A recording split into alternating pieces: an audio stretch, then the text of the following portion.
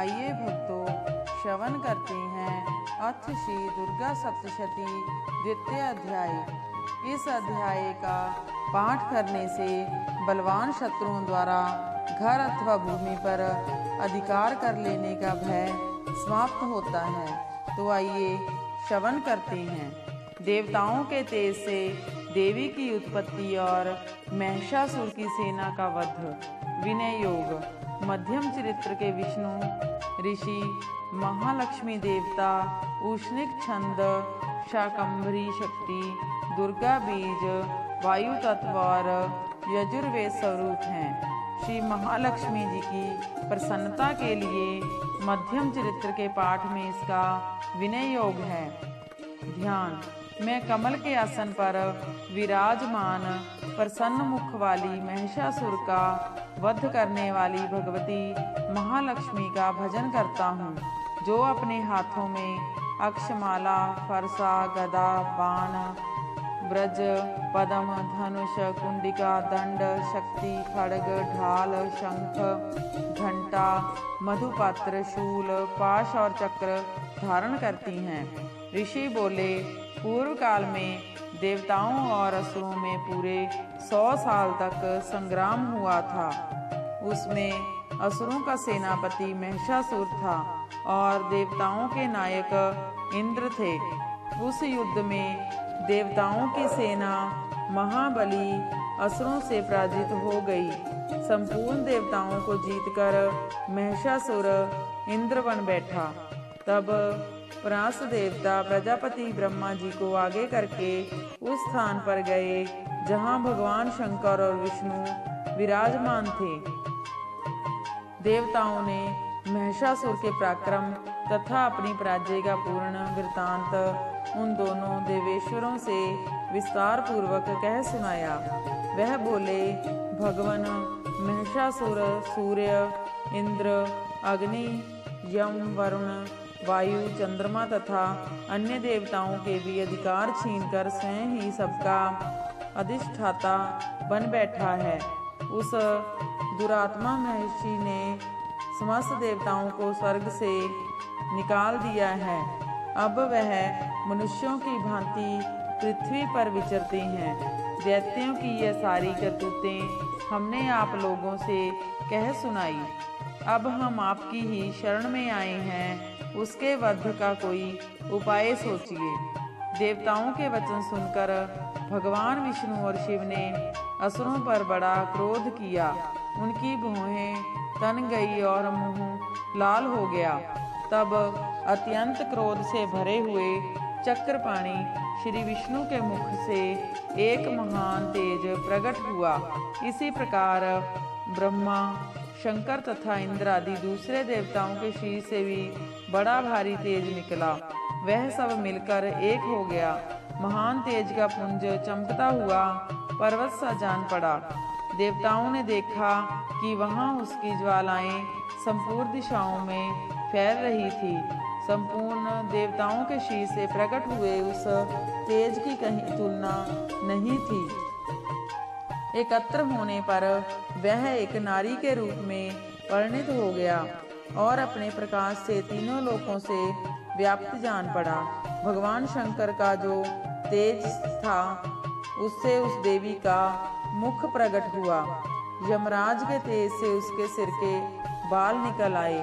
श्री विष्णु भगवान के तेज से उसकी भुजाएं पैदा हुई। चंद्रमा के तेज से दोनों सतनों का और इंद्र के तेज से मध्य भाग का प्रादुर्भाव हुआ।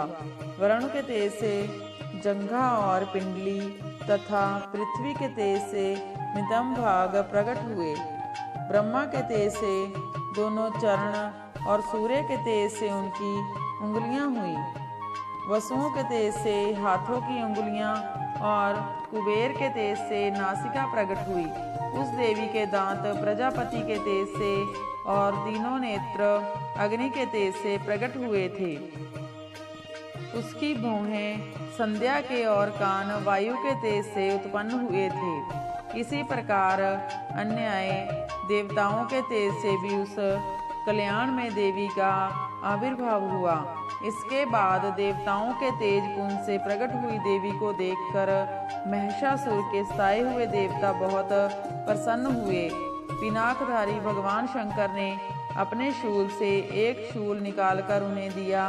फिर भगवान विष्णु ने भी चक्र से चक्र उत्पन्न करके भगवती को अर्पण कर दिया।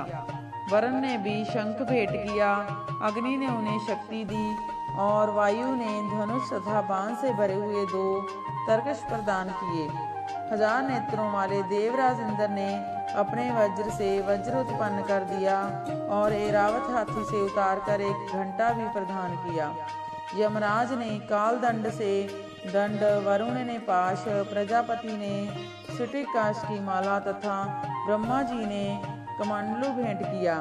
सूर्य ने देवी के समस्त रोमकूपों में अपने किरणों का तेज भर दिया। काल ने उन्हें चमकती हुई ढाल और तलवार दी। क्षीर सागर ने उज्जवल हार तथा कभी न फटने वाले 2 दिव्य वस्त्र भेंट किए। साथ ही उन्होंने दिव्य चूड़ामणि, 2 कुंडल, कड़े, अर्धचंद्र, सब बाहुओं के लिए केयूर, दोनों चरणों के लिए निर्मल नूपुर, गले की सुंदर हंसली और सब उंगलियों में धारण करने के लिए रत्नों की बनी अंगूठियां भी दी। विश्वकर्मा ने उन्हें अत्यंत निर्मल फरसा भेंट किया। साथ ही अनेक प्रकार के अस्त्र शस्त्र और अभेद कवच दिए। इसके सिवा मस्तक और वक्षस्थल पर धारण करने के लिए सभी न कुमलाने वाले कमलों की मालाएं दी। समुद्र ने उन्हें सुंदर कमल का फूल भेंट दिया। हिमालय ने सवारी के लिए सिंह तथा भांति भांति के रत्न अर्पित किए। कोषपाल कुबेर ने मधु से भरा पान पात्र दिया तथा संपूर्ण नागों के राजा शेष ने, जो इस पृथ्वी को धारण करते हैं, उन्हें बहुमूल्य मणियों से विभूषित नागहार भेंट दिया। इस प्रकार अन्य देवताओं ने भी आभूषण और अस्त्र शस्त्र देकर देवी का सम्मान किया। तब देवी ने बारंबार अट्टहास पूर्वक उच्च स्वर से गर्जना की। उनके भयंकर नाद से संपूर्ण आकाश गूंज उठा। देवी का वह अत्यंत उच्च स्वर से किया हुआ सिंहनाद कहीं समा न सका। आकाश उनके सामने छोटा प्रतीत होने लगा। उससे बड़े जोर की प्रतिध्वनि हुई, जिससे संपूर्ण विश्व में हलचल मच गई और समुद्र कांप उठे। पृथ्वी डोलने लगी और समस्त पर्वत हिलने लगे। उस समय देवताओं ने अत्यंत प्रसन्नता के साथ सिंहवाहिनी भवानी से कहा, हे देवी, तुम्हारी जय हो। साथ ही महर्षियों ने भक्ति भाव से विनम्र होकर उनका सत्वन किया। संपूर्ण त्रिलोकी को क्षुब्ध देख असुरगण अपनी समस्त सेना को कवच आदि से सुसज्जित कर हाथों में हथियार ले सहसा उठकर खड़े हुए। उस समय महिषासुर ने बड़े क्रोध में आकर कहा, ओह, ये क्या हो रहा है। फिर वह संपूर्ण दैत्यों से घिरकर उस सिंहनाद की ओर लक्ष्य करके दौड़ा और आगे पहुंचकर उसने देवी को देखा, जो अपनी प्रभा से तीनों लोकों को प्रकाशित कर रही थी। उनके चरणों के भार से पृथ्वी दबी जा रही थी। मस्तक के मुकुट से आकाश में रेखा सी खिंच रही थी तथा वह अपने धनुष की टंकार से सातों पतालों को क्षुब्ध किए देती थी। देवी अपने सहस्त्रों भुजाओं से संपूर्ण दिशाओं को अच्छेदित करके खड़ी थी। तदंतर उनके साथ दैत्यों का युद्ध छिड़ गया। नाना प्रकार के अस्त्र शस्त्रों के प्रहार से संपूर्ण दिशाएं चमकने लगी। चिक्षुर नामक एक असुर महिषासुर का सेना नायक था। वह देवी के साथ युद्ध करने लगा। अन्य दैत्यों की चतुरंगिनी सेना साथ लेकर चामर भी लड़ने लगा। 60,000 रथियों के साथ आकर उदगर नामक महादैत्य ने भी लोहा लिया। 1 करोड़ रथियों के साथ लेकर महानु नामक दैत्य भी युद्ध करने लगा। तलवार के समान तीखे रों वाला असिलोमा नाम का महादैत्य 5 करोड़ रथी सैनिकों सहित युद्ध में आ डटा। 60 लाख रथियों से घिरा हुआ वाशकल नामक दैत्य भी युद्ध में लड़ने लगा। परिवारित दैत्य हाथी सवारों और घोड़सवारों के अनेक दलों से घिरा हुआ तथा 1 करोड़ रथियों की सेना लेकर युद्ध करने लगा। बिडाल नामक असुर 5 अरब रथियों से घिर कर लोहा लेने लगा। इनके अतिरिक्त और भी हजारों महादैत्य रथ, हाथी और घोड़ों की सेना साथ लेकर वहां देवी के साथ युद्ध करने लगे। स्वयं महिषासुर उस रणभूमि में कोटि कोटि सहस्त्र रथ, हाथी और घोड़ों की सेना से घिरा हुआ खड़ा था। वह दैत्य देवी के साथ तोमर, मूसल, खड्ग, भिंदपाल, शक्ति, परशु और पटिश आदि अस्त्र शस्त्रों का प्रहार करते हुए युद्ध कर रहे थे। कुछ दैत्यों ने उन पर शक्ति से प्रहार किया तो कुछ ने पाश फेंके तथा कुछ दूसरे दैत्यों ने खड्ग प्रहार करके देवी को मार डालने का उद्योग किया। देवी ने भी क्रोध से भरकर खिलवाड़ से ही अपने अस्त्र शस्त्रों की वर्षा करके दैत्यों के वह समस्त अस्त्र शस्त्र काट डाले। उनके मुख पर परिश्रम या थकान का रंच मात्र भी चिन्ह नहीं था। देवता और ऋषि उनकी स्तुति कर रहे थे और भगवती परमेश्वरी दैत्यों के शरीर पर अस्त्र शस्त्रों की वर्षा कर रही थी। देवी का वाहन सिंह भी क्रोध से भरकर ग्रीवा के बालों को हिलाता हुआ असुरों की सेना में इस प्रकार विचरण करने लगा मानो वनों में दवानल फैल रहा हो। रणभूमि में दैत्यों के साथ युद्ध करती हुई अंबिका देवी ने जितने निश्वास छोड़े वह सभी तत्काल सैकड़ों हजारों गणों के रूप में प्रकट हो गई और परशु, भिंदपाल, खड्ग तथा पटिश आदि अस्त्रों शस्त्रों द्वारा असुरों का सामना करने लगे। देवी की शक्ति से बड़े हुए वह गण असुरों का नाश करते हुए नगाड़ा और शंख आदि बजाने लगे। उस संग्राम महोत्सव में कितने ही गण मृदंग बजा रहे थे। तदंतर देवी ने त्रिशूल से, गदा से, शक्ति की वर्षा से और खड्ग आदि से सैकड़ों महादैत्यों का विनाश कर डाला। कितनों को घंटों के भयंकर नाद से बेहोश करके मार गिराया। बहुतेरे दैत्यों को पांच से बांधकर धरती पर घसीटा।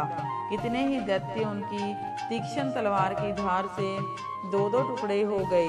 कितने ही गदा की चोट से घायल हो धरती पर सो गए और कितने ही मूसल की मार से अत्यंत घायल होकर रक्त वमन करने लगे।